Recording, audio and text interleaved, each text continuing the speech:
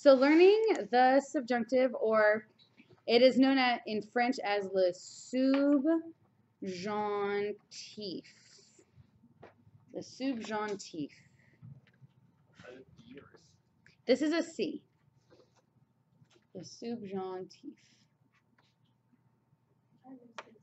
Okay, so basically how the subjunctive works is,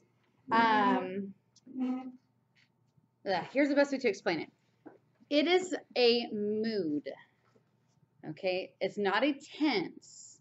You've learned a lot of tenses, like the present tense, past tense, imperfect, future.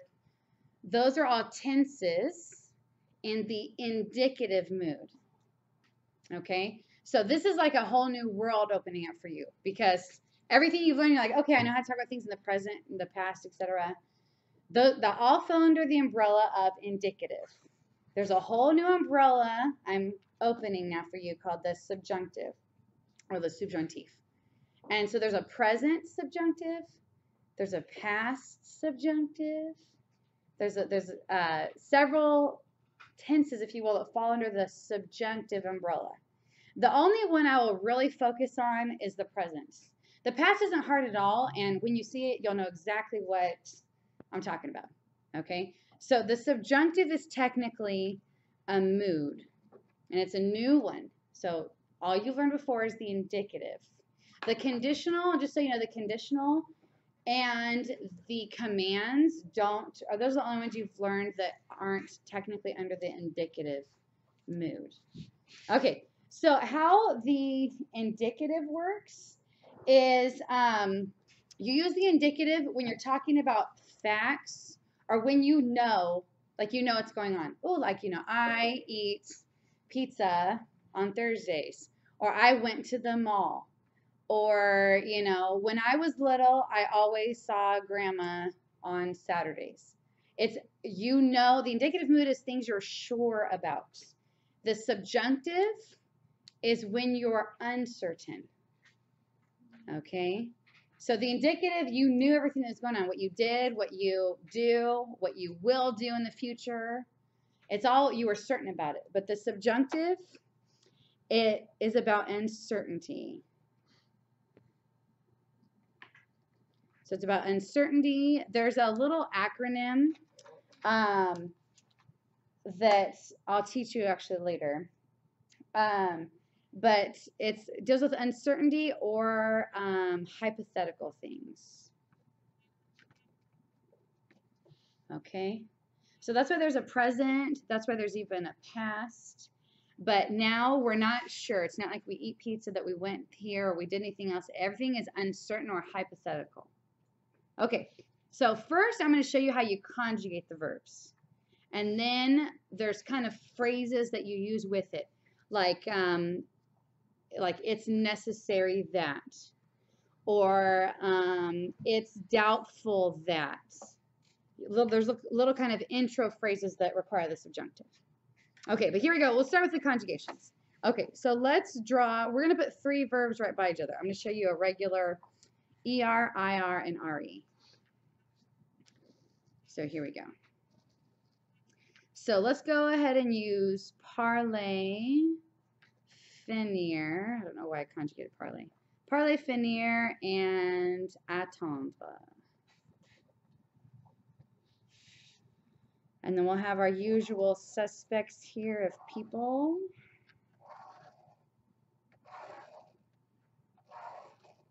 I need a little bit more.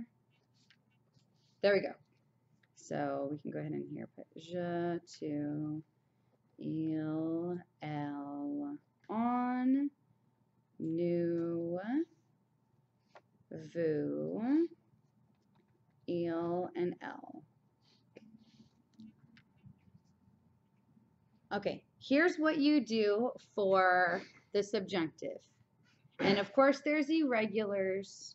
Of course, there's some weirdness, but this is just for the regulars. We'll start off here. What you're going to do, maybe we'll put this to the side over here, is you take the il pluriel form of the verb.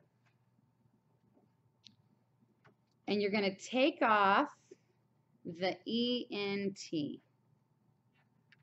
Take the ill pluriel form, take off the ENT, and what you're left with is the stem. And so then from there, you're going to add on these subjunctive endings. Okay, so for parlay, you know, it's parle with the ENT on there. Take off the ENT. You're left with the normal stem, just parle. Nothing looks strange. So you could have parle all the way down.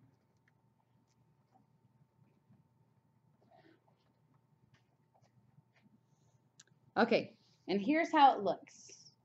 Okay, for je, it is an E. So maybe like underline it or something initially so you know. For tu, it is an ES. So it's actually not looking much different at all right now. For il or L, it is an E. So again, nothing looks different so far from just the regular present tense. For nu, it is IONS. So this looks like the imperfect. Looks like the imparfait. Nous parlions. Okay. Looks just like the imperfect. Okay. For vous, it's IEZ. And then for il or pluriel, it is ENT. So except for nous and vous, it looks just like the present tense. So it's not that strange. It's IONS and IEZ. Okay, so for finir though, what is the il pluriel form of finir in the present tense? Present indicative, I should say. ISSENT. So you only are taking off the ENT. So this is your stem, FINISS. So that's what's weird about this one. So you have that all the way down.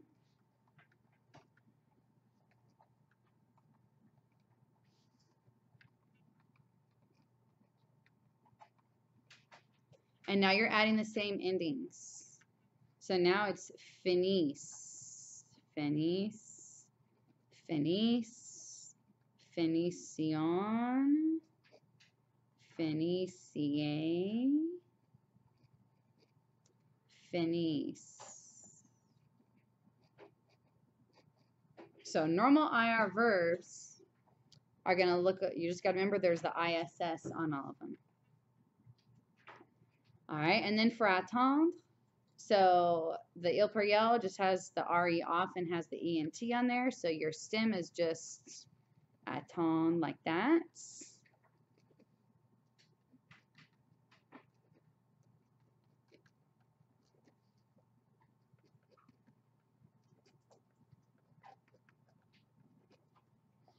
And now you're adding the E. So the RE verbs also look different because j'attends normally would have an S. It's SS nothing. So now it has the E's on there. So now this looks different than the regular present indicative. So now when I refer to the present tense, I will now call it the present indicative, which is what you've known since French 1, because now we're learning the present subjunctive.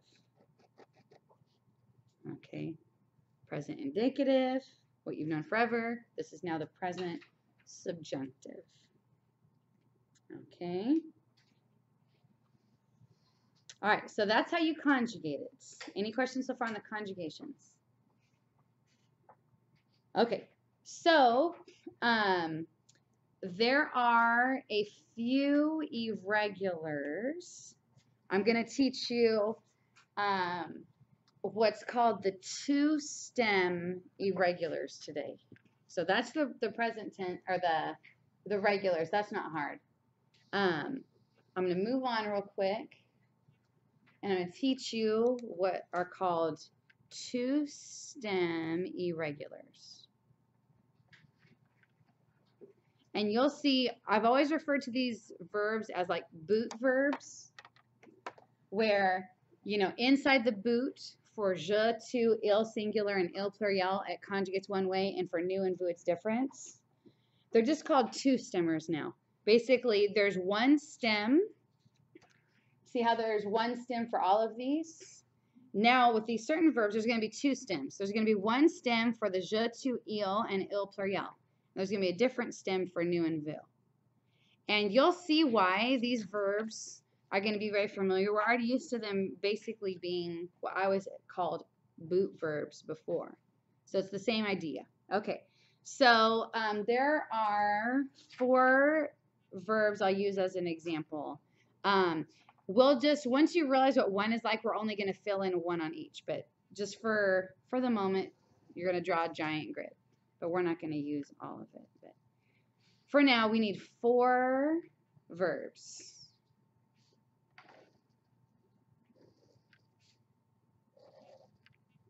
And then this will be our people, as always.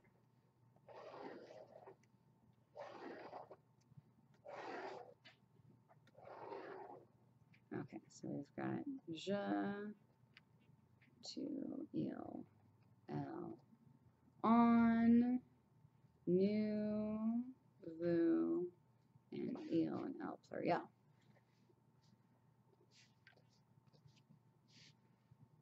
Okay, so examples of two stemmers are, for example, acheter, prendre, boire, and venir. Oh, prendre should have an E. Thank you. I was writing too fast. Okay, so here's how this works. Again, basically, each of these verbs has 2 stems. Has a stem for these ones, the singular and the il pluriel, and then nous and vous has a different stem. So let's go with prendre first. Okay. Do you remember what the il pluriel form is of prendre in the present indicative? Pren. So it's P-R-E. I'm going to write it down here. It's P-R-E-N-N-E-N-T. Okay, I'm not writing the E-N-T just because this is one stem. So we'll conjugate one of them normal, like all the way through.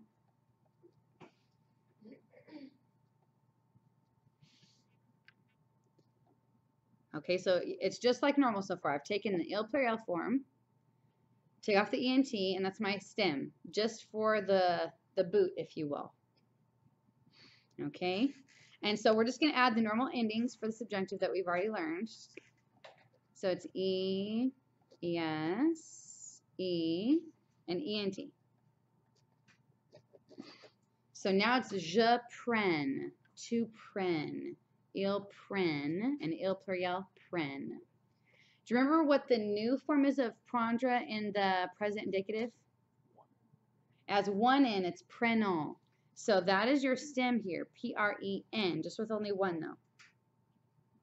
So it's kind of like you get one stem from the new form in the present indicative, and you get the other stem from the il pluriel. So you just still add your subjunctive endings, which is the same as the imparfait. So nous prenions and vous preniez. So see how that works, where you get one stem from the il pluriel and your other stem comes from nous. And these are verbs that we're already used to kind of being that way anyways. So boire. Do you remember what the il pluriel form of boire is? Boive. So it's B-O-I-V and then E-N-T. And you're just lucky that in the subjunctive, that's actually still the ending for il pluriel. So for example, je would be boive. And so tu is boive, just with the ES, and il is boive, just like je. But are you guys okay if I don't write that down? Like, you get the pattern now? Okay. Then do we know the new form of boire in the present indicative? Princess wants to say it. No? It's buvon. B-U-V, normally O-N-S. So now our ending is I-O-N-S. Nous buvions or vous buviez. So you're okay if I just write down like the je, nous, and il pluriel? You guys get how it goes? Okay, so venir. What is the Il pluriel form of venir in the present indicative. That's the past participle. Vien. Vien. So V-I-E-N-N-E-N-T. So, and that's just our subjunctive ending there. So vien is our stem. And then do you remember the new form in the present indicative? It's just venant. So you still have the V-E-N, but now you have the I-O-N-S. Nous venions. And vous veniez. So you guys with me so far? Yeah? Okay, good. All right. The last one, acheter, is really easy. The only thing about acheter is the accents. So the il pluriel form is achète. All right. And so it has an accent grave on this E here. And that stem is the same, for example, for je.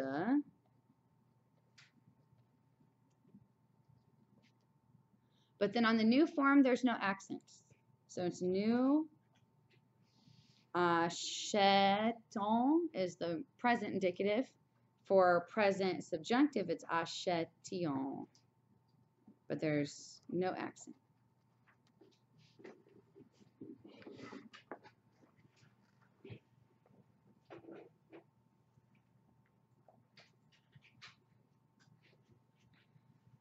Okay, so are you with me on how to conjugate in both, just with both regular verbs and then two stemmers? Are you okay with me on that so far? Okay, so the last little thing I'm going to add is, remember how well, I'll just tell you this. You don't use the subjunctive and just walk around saying, for example, je viens au supermarché. You don't just start off a sentence with the subjunctive and it's just like the present indicative. There's a little intro phrase. It's called a subjunctive clause. And for you, when you're using these on the AP test, you'll want to start your sentence with a subjunctive clause. So there's a whole bunch, there's different genres, if you will, of subjunctive clauses. Today, I'm only going to focus on one type, and it's opinion. So if you want to put like opinion clauses. Okay, so remember the subjunctive is used with either uncertainty or with hypothetical things. So this is, I'm sure, maybe like mom. I always think like a mom or a grandma. They're trying to manipulate you a little bit. They're trying to get you to do what they want, what they probably think is best for you, but they're not want to just come out and tell you what to do.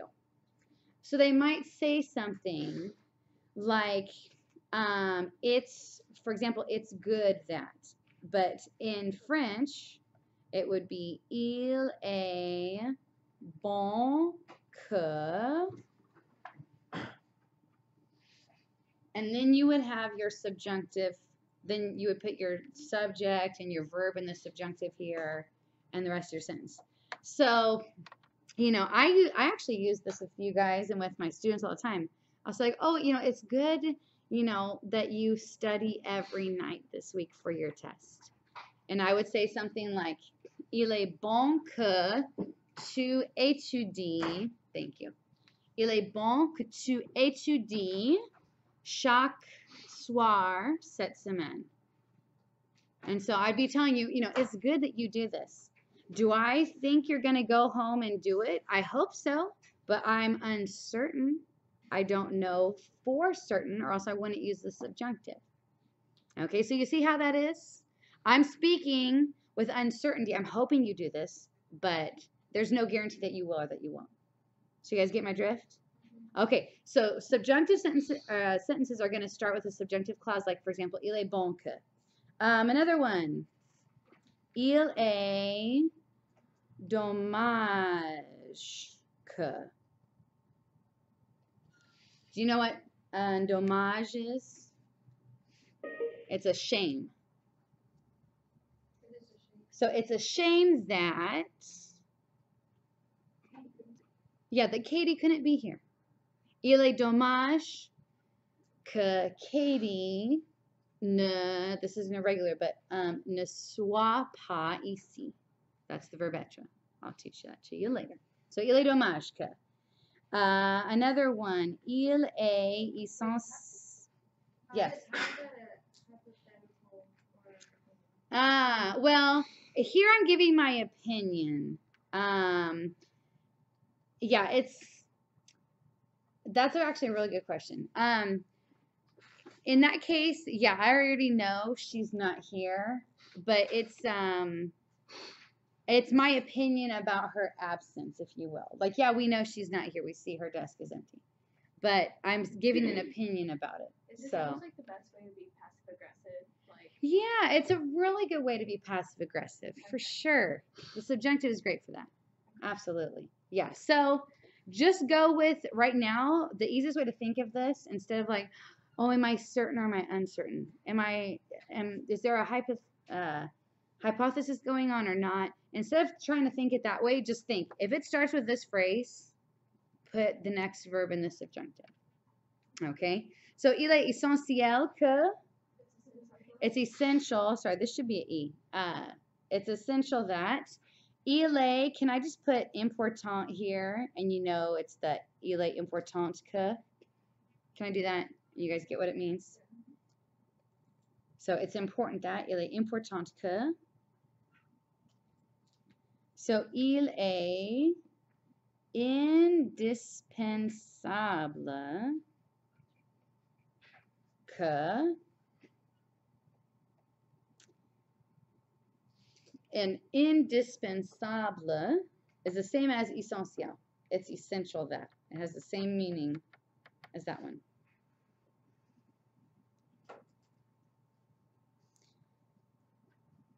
There's a few more. Probably my favorite one is il est nécessaire que.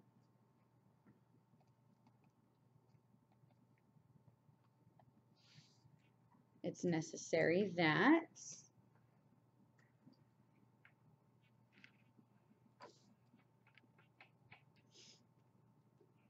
There's 3 more, and then we'll be done for today.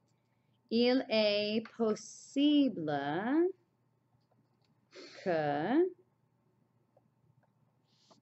So it's possible that. Il est possible que. Next one, slightly different. Il faut que. Do you remember what il me faut means? I need. Yeah, il me faut means I need. If you take out the me, it's kind of the same thing as like it's necessary that, or it's needed. The best way I would say is it's necessary. You know, if you need something, it's a necessity. So il faut que. So if it's necessary that you bring your books this week, you'd say il faut que, and if I'm talking to you guys, il faut que vous apportiez vos livres cette semaine. Okay, and one last one. Il vaut mieux que. Il vaut mieux que. Do you remember what mieux means? Better. Yeah, it can mean best sometimes. So it's better that. Il vaut mieux que. It's better than. So I will give you one example sentence here at the bottom real quick. And this is, then we'll call it a day.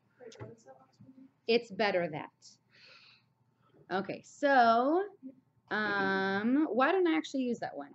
I'll say il vaut mieux que.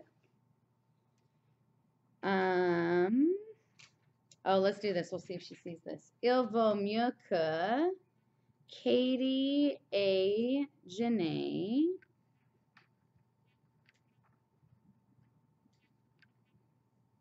regarde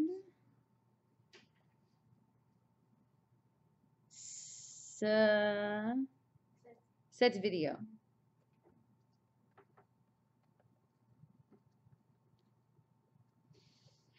So it's better that Katie and Janae watch this video than try to borrow one of your notes. Okay, so that's just a brief introduction to the subjunctive, on how to conjugate it, and on opinion clauses. And every day this week, I'll make another video with like a new set of clauses, and also with learning the true irregulars of the subjunctive.